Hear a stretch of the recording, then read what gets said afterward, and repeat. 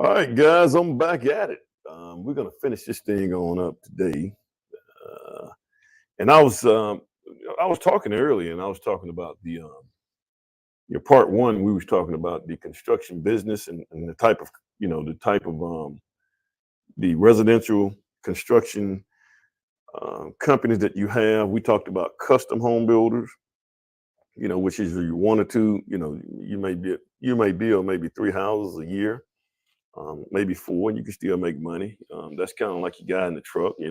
Only and another con that I forgot is that when you have a custom guy, typically it's just that one builder. You may have one builder, but he has maybe two or three superintendents.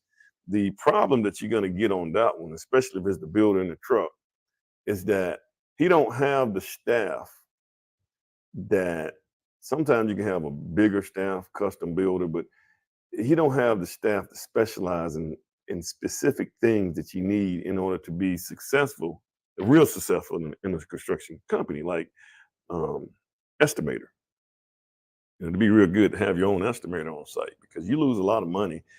Um, you lose a lot of money when you're dealing with, say, for instance, I go to a lumber supplier, and I have that lumber supplier to estimate the amount of lumber that it's going to cost to build this house.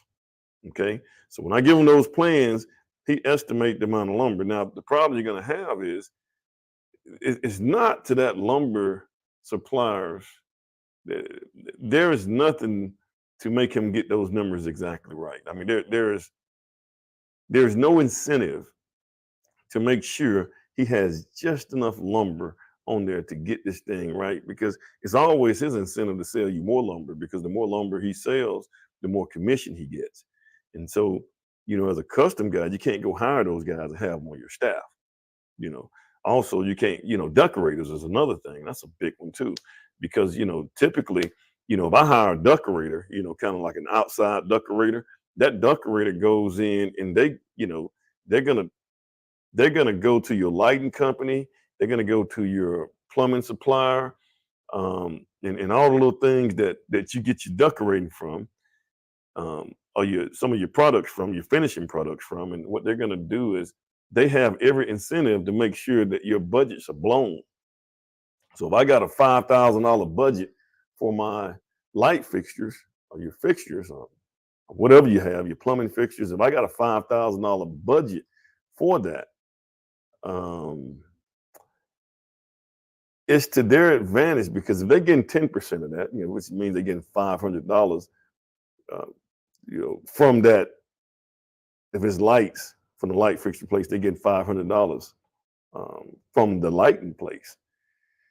And so they have every incentive to increase the cost. They want to bump you up to $7,000, so that they get $700. And I'm telling you, man, every time I've done these decorating things, we just never was able to hit our budget. And you go back and talk to the decorator, well, that's just what we're using now. You hear stuff like that instead of them just holding those guys to it. Or or the homeowner end up having to pay more. The budget get blown. Now they sitting here wondering, well, why am I going over budget?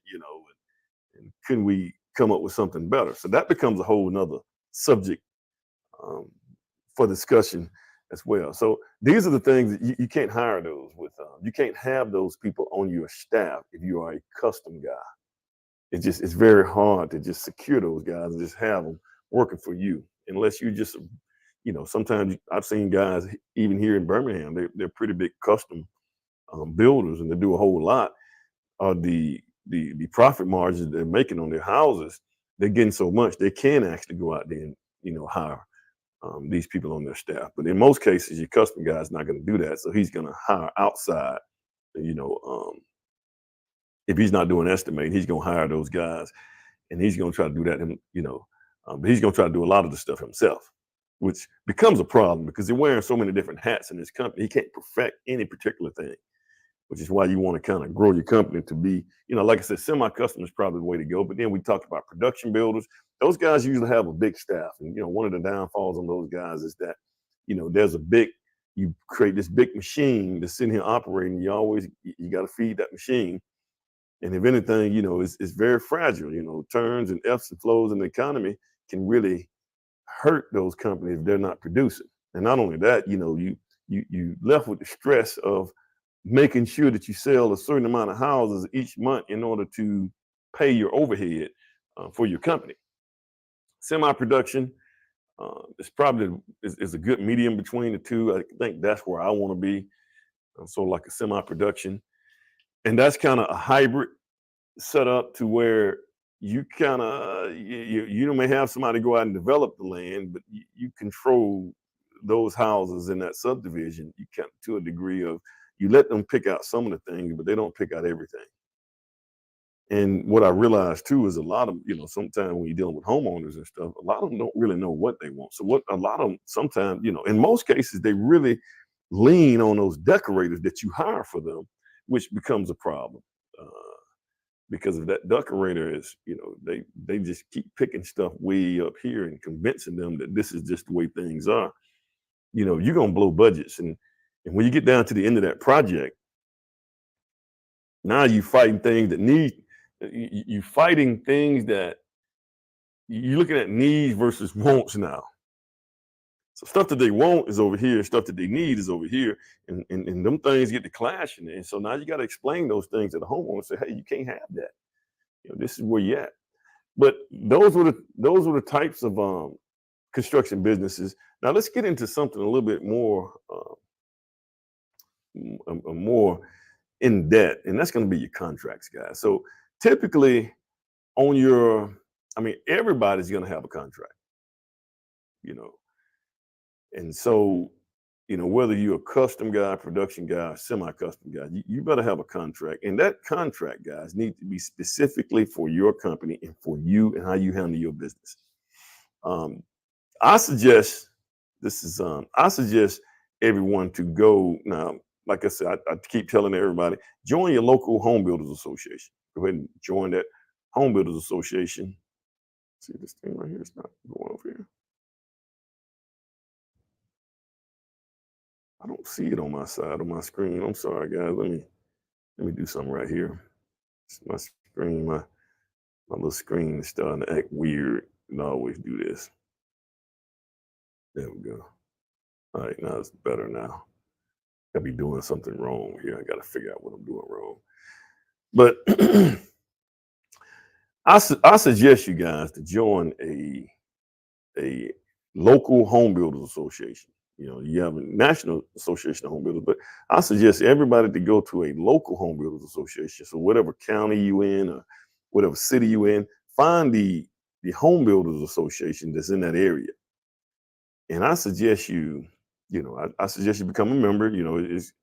It's gonna cost you a little money, but I guarantee you won't regret it, because there's a lot of resources that's available through all of those home builders association that you can actually utilize, guys. And not only that, not just resources, but people that's in the same business that you are. Now, and I'm gonna tell you something else I've noticed about these guys. Is one reason they don't have a problem with sharing information with you is because a lot of these guys have a specific market that they stay in. They get in their lane, they stay in their lane. I was talking to a friend of mine. It's real good builder, man. He's the up and coming builder. He understands the money side of it. Um, I like talking to him, just sharing information with him as well. And he was saying that he was talking to a couple of builders, and these two builders, same builders, they build products, but they stay in their lane. In the same, the same general area, but they stay in their own lane. One builds for this particular customer, this one builds for this customer. They don't leak over in each other lanes, which, I think that's just the way it is. You find your niche, you get in your lane, you kind of stay there. You still gonna have some competitors, but you will have your niche market, which everybody can be successful like that. So I suggest you guys do that. But you know, this is how I got my contract. Now, I kind of work with this contract and added some things over the time, but this is my contract. So get you a good contract. And this right here contract was actually created by the Home Builders Association for builders. I got myself in a situation, but when I start, when my attorney starts looking at this right here contract, he realized we had some teeth in this contract. So it makes it easier. Now you still want to take this contract and give it to find you an attorney that you feel comfortable with. You want to give it to him and say, hey, him, her, but you want to say, hey, look, I need you to, look through this contract for me. Of course, you're gonna pay them. Look through this contract and just make sure this thing right here works for me. This is how I run my business. This is the things that I'm trying to do, but just make sure this right here works for me. Now, on this contract, if you see at the top right here, this right here is a home builders land cost plus price with limited warranty. So that's what I have. Homeowners land cost plus. So typically they buy their own land. This is a custom, but I'm dealing with a cost plus. So let me just say, that starts off with the first type of contract, guys. That, you're gonna deal with it. You're gonna have what they call a let me back because I can talk more about this. The first one I want to talk about is a guaranteed maximum price contract. I don't have any written on here. I took that off. I'll never use that thing again. Let me see, can I get it right here? A guaranteed maximum price contract. Let me just see if I got something that can pull that up right quick. Like, let me see, guaranteed maximum price construction contract. Let me just see what it says. Let's see if this. See, we have a definition of this. Definition. A guaranteed maximum price (GMP) contract sets a maximum price for a construction project beyond which the contractor absorbs additional costs. So if anything, that means if anything goes wrong, and you got to eat additional costs, that's just on you. Sometimes called a construction manager at-risk contract. This type of construction agreement minimizes financial risk for the owner. So the owner is the one, that's going to hold you accountable for that contract. When you write it out, if there's any additional costs, it's not going to hurt the owner. Now, here's what else is going to happen. Banks, lending institutions like mortgage companies, banks, along with that homeowner. Now, these lending institutions will give them discounts for producing a guaranteed maximum price contract. So you got to be careful with that. So that homeowner will beg you to give them a guaranteed maximum price contract because that's less risk for that bank. You don't want to get yourself into so that builder gets itself in a bind and say, hey, it's going to cost a little bit more money. So that's going to make the bank have to, we got to figure this thing out. That takes away the accountability on their side. So those guys are going to request you to give them a guaranteed maximum price contract. I'll just be honest with you, man. In today's market, if we was talking about, if it might have been 15 years ago, 20 years ago, I would say guaranteed maximum cost contract would actually work. And it's probably not a bad idea. But in today's market, guys, it is just not a good idea because the problem is, and there's a couple of different problems, guys. A lot of these corporations, the suppliers, let's just go with the suppliers. Now, the subcontractors will hold their costs, but these suppliers, like your concrete, your wood, your wood products, and all those things, these guys are just going up on their costs because they can. If you look at the concrete companies, man, there's not a lot of them. You may have 3 or 4 of them in town, and they all collude with one another, and they just go up on the cost. And it's not like there's inflation. So we think, oh well, inflation. At one point in time, I thought it was inflation. I was like, man, inflation is causing prices go. No, it's not. They're going up on it because they can. What are you gonna do? Not buy concrete? Well, they can. They exceed in margins and profit with the company because they can. And like I said, I don't think it's necessarily inflation. I think it's just they can just go up on costs. And like I said, you're not going to do it. Wood, wood spiked a few years ago, about a year or two ago. They just went up. Wood almost doubled in cost. Lumber almost doubled in cost. and they can just do this. And so as a builder, especially a custom guy, you don't know. You can't control what's going on with those guys, and you don't have enough people to specialize in certain things to just forecast and forewarn you.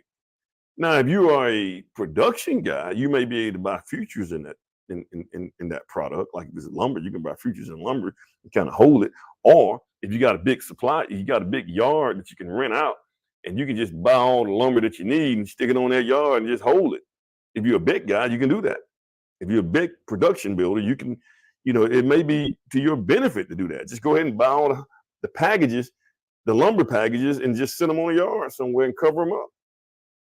Yeah, you can do that. But as a custom guy, it's very difficult for you to deal with that. So I suggest that, especially if you're a custom builder, do not do cost. I mean, do not do guaranteed maximum price. Just that shouldn't even be part of your contract. It shouldn't even be part of your vocabulary at this point. You know, there's another contract now. The one I use now, and I tell you, man, this right here is, to me, this is a little bit better. And I tried one of these right here, and guys, we just finished up the house, and we didn't have any problem. That's just one time, but I do a cost plus. Now you can go cost plus, or you can go cost plus a percentage. Now, I think the fairest way to do it for both parties would be the cost plus a percentage, because you're going to look at the percentage of that structure. And typically, really, to be honest with you, the more cost is the more you increase the cost, the more involved are the details is going to be in that structure. So if I increase the cost, right, that's also going to increase the complexity of what you're dealing with. So the builder is going to have to deal with a little bit more, because usually cost and complexity, they go hand in hand. And so, to be fair to the builder, if somebody adds some weird stuff on there, like spiral staircases and stuff like that, you got to be able to handle that. And that's going to take a little bit more brain power and a little bit more figuring out. And so now you spending a little bit more time dealing with this stuff. So, the percentage would probably be a better idea. Now on the one we did, it was a cost plus. I just gave them a cost because I said, hey, look, this is what it's going to probably take to finish this out, and I just gave them a fee, a builder fee, and really, guys, I actually went in there as a consultant instead of a builder. Now I did pull the permit and everything, so I guess technically I'm the builder, but even on the contract, we spelled it out. I'm the consultant. Which, guys, you can do that, and then not only that, I didn't go out and I didn't have to be a personal guarantor with any of the suppliers. The homeowner did that. So I mean, there's a builder told me that he told me that maybe 15 years ago. He said, man, you don't have to you don't have to be the one to get out, put your money up, or you don't have to take your shirt off and put that up, and you don't have to have any skin in the game. You bring to the table your expertise in doing what you do and making things work. That's what you bring to the table. Okay, let them bring all the other stuff to the table. So that's kind of what I see. So now you got, like I said, guys, you got a guaranteed maximum price. I would not, guys, especially if you're just starting out as a builder, I would not do those at all. Period. Ever. Just a new norm now, guys, because these costs are going up, guys. And those costs, say for instance, if concrete, they'll give you an excuse. They'll say, concrete is going up because gas went up. All right, now gas go back down. When gas go back down, the concrete don't go back down. They keep it the same. That becomes the new norm. So, and this is what's happening with the cost, guys. They just keep driving up and up and up. And if you are guaranteed, and it can happen within 6 months. So it takes you 8 months to build a house. Within 6 months, your cost could, the cost by the time you need that product, it done went up. I had that situation. I had lumber. By the time I said, hey, look, now, and I put on my contract, that's going to be an allowance item. Otherwise, I probably should have called it something else. I should have called it a budget item instead of allowance, because that's some tricky stuff that the attorneys can fight through. But it's really the intent of what you're trying to do. So I said, hey, I'm going to give you this amount. This is what I think is going to be. And this is what the lumber guy gave me. But by the time you get to it, it's going to cost this amount. So they really need to pay the difference. You could do that, especially on your foundation and stuff like that, man. But you don't know, like, by the time you actually need that product, and it's not like as a custom builder, I can't go buy all this stuff. Number one, the bank is not going to give you the money to go buy all your lumber package, have it sitting somewhere until you need it. They're not going to do that. That's crazy. That's insane. So it's the guaranteed maximum price is no one's doing that anymore. Let's do cost plus, man. That way, if you get into a issue when it comes down to costs and let them, son, if you do a cost, let that homeowner write the checks. That's the best way to do it. And let them keep up with what stuff costs. As long as they pay you and you need to have your payment itemized. Okay, when I get to this point or this point, this is what I need to be paid. From this point to this point, this is what I need to be paid. And then you keep it going like that. And then when you get down to the bill, let them pay those bills, because when they pay those bills, now they're becoming accountable and they're starting to pay attention to how much things are costing and when they need to cut back. Because if they're not seeing these bills being paid, they don't really know, and out of sight, out of mind in their mind. And so what's going to end up happening is they're going to get down to the end. They're going to be like, well, I didn't know it cost this. Well, but if they're paying the bill, they're seeing it. So that helps out with that as well. Let them pay the bills. And I'm sure you can adjust it with the bank. You can talk to the bank and say, hey, when you release draws, release it to the homeowner. Let them get it. And then they pay you. Now, the moment they stop paying you, you stop. Now, I suggest you, if you do it like that, if you do the cost plus a percentage, or however you want to do it, like I said, I suggest cost plus. You need to make sure whatever agreement you have on your contract right here, spell it out. Spell those things out. Tell them what you want to do. And I think I had a little thing where on this contract, it said how you want to be paid, and I broke everything down right on one of these little sections and just told them, how is it that I need to get paid on this thing? When I get finished with this, and this is how I'm gonna get paid. This is how much I'm gonna get paid. So you need to spell that out and try to pull, guys, try to get the most of money that you think that's fair on the front end, because a lot of time what ends up happening is the closer you get down to the end, the homeowners start realize, I can do that. I can save some money right here. I can, on the back end, they start, on the front end, they can't do it. You framing and stuff like that, they don't want no parts of that. But when you as the builder got all the hard stuff done, in a lot of cases, man, they'll come in and they'll say, well, I can't. I can take over now, and they'll want to take over, and they want to do it themselves. And so, that those are the things that you'll be stuck with as well. Um, and so you want to try to pull as much as you can on the front end, and then at the end, you want to make it to the point to where at the end, if they decide they want to cut you loose, it's not going to hurt you.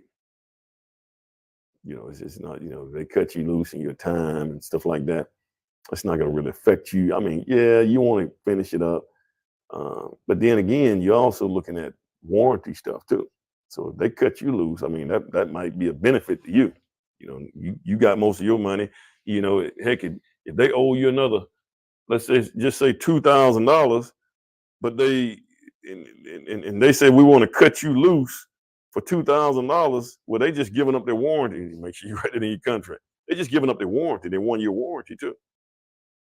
So they cut you loose, and you can have that in your contract as well. So they cut you loose, and that may be worth it. You may want them to say, "Hey, man, just let me go," and you can keep that $2,000. You the builder. Because that warranty is a mess too, man. You get in that warranty, man. These people will nag you. I mean, they will. I promise you guys, if you don't nip that in the bud on the front end, and I did a video about this earlier, but if you don't nip that stuff on these punch items and these warranty items, this 1-year warranty stuff, I mean, you will become a butler to them. You would be living at their house with them, and every time they just they be in the middle of the night and they wake up and they see some paint didn't quite look right during the punch time. They're going to give you a call at 2 o'clock in the morning and want you to come over at 3 to address it. This is where we at, guys. But those are the type of contract, guys. Once again, guaranteed maximum price. I wouldn't do it. I would do either cost plus or a cost plus a percentage. And once again, the cost plus is probably going to be cost plus a percentage is probably going to be the fairest way for both parties, guys. All right, you guys, let me know, man. You guys go on and hit me a thumbs up, a thumbs down. That way we can put this into the algorithm and more people can get access to this. And maybe, guys, I'm still trying to update my technology. Maybe one day I got a GoPro that I'm trying to connect, but I got to figure out how to connect that thing and use it as my camera. But I'm also needing to do some more. I'm gonna work on some more software that's very similar to the StreamYard and just see what's going to be best for me. And once again, I appreciate you guys for stopping by, and you guys have a good one.